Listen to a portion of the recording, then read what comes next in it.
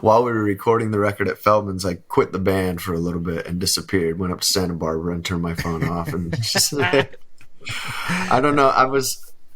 In my mind, I was like, I don't know if I'm ready for this. I don't know if this is what I really wanted. All my favorite bands are super small. They're playing the Tower Theater or DV8 or right. Bricks. I saw you guys at Bricks a couple times. It was awesome. Oh yeah, and then Bricks, and then of course, what was it? DV8 Basement? It was called in Salt Lake. DV8 Basement was the punk rock world down there. It was like a 500-degree boiler room down there, and they would put you in a basement in the middle of the desert, and that's where you played. So many good shows down there. It was awesome. Well, and let's talk about that real quick, because I mentioned a little bit at the top, that scene you came from, it was really split into fragments. You had some really militant, straight edge, hardcore kids in Utah, Salt Lake at that time. You had the punks, you had the kind of the alternative kids, and how did that ultimately shape you as a writer and you as a band? Because again, you even mentioned a little bit ago that your influences were a little bit left of center from the rest of the band. Right.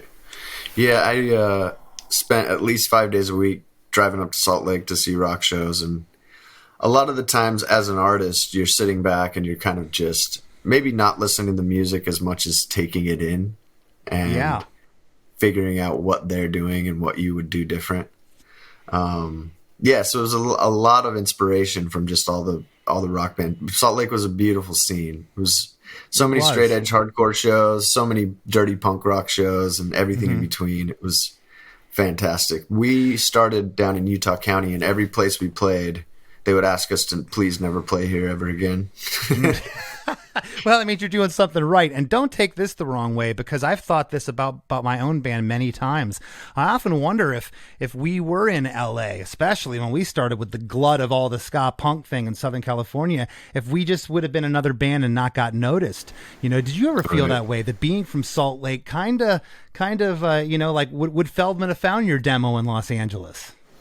Yeah, we were in a different situation. I think Utah is, especially Utah County where I grew up, it's probably 90% religious Mormons. And so it's really, really tough to be outside of that circle.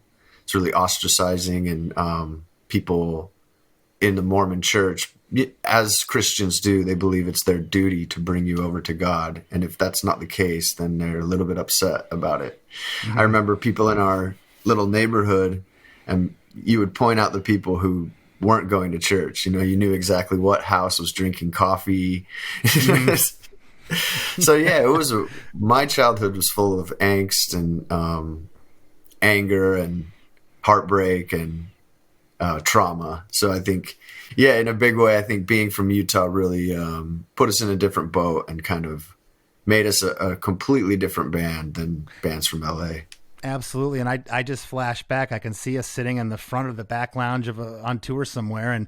And we'd have a couple in us, and you'd start in on the whole religion thing out in Utah. And I'm like, here we go. Buckle up. Bert's on his tirade. When you're young and you're atheist, it's all the rage, right? Then you grow up a little bit. I'm telling you, you guys did stick out, and all those factors we talk about, they do play into who you are ultimately and who you become as a band.